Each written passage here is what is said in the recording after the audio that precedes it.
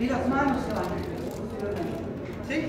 Entonces, uno, el torso va hacia allá, va rotando paulatinamente, abriendo, guardado, 5, y giro, y freno un poco en el metatazo, y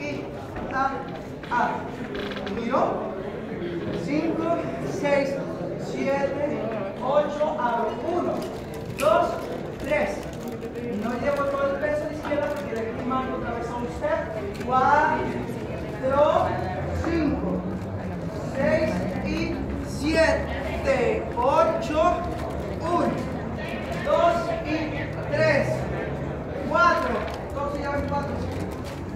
5, 6, 7, 8, no roto tanto, me meto un poco más a la diagonal, sale pierna y va rotando el torso un poco, 1, 2, 3, 4, y en este 4 puedo agregar después la conexión del torso con el attitude, y después cuando la pierna va al pasé, la cadera es la que está llevando la pierna, la angulación en el torso, bajo, flexiono, hago el de mi pie con la pierna izquierda, empiezo llevando el talón o la punta hacia la izquierda para que después se vaya a la derecha y después regrese y una vez más.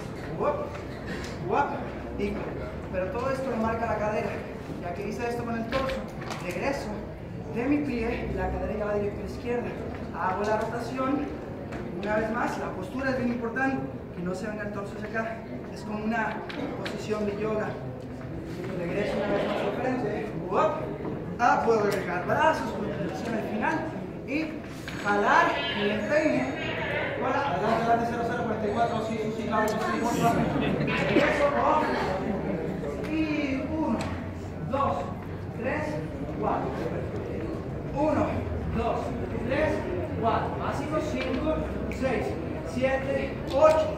Y 1, 2, 3, 4, 5, 6, 4. Una vez más, todo completo. Y 1, 2 y 3, 4 y 7, 8, 1 y 3 y 5 y 7 y 1 y 3, 4, 1 y 7 y 8, 1 y 2 y 4, 5, 6, 7, 8 y 1, 2, 3, 5, 7 y 1, 2, 3 y 4 y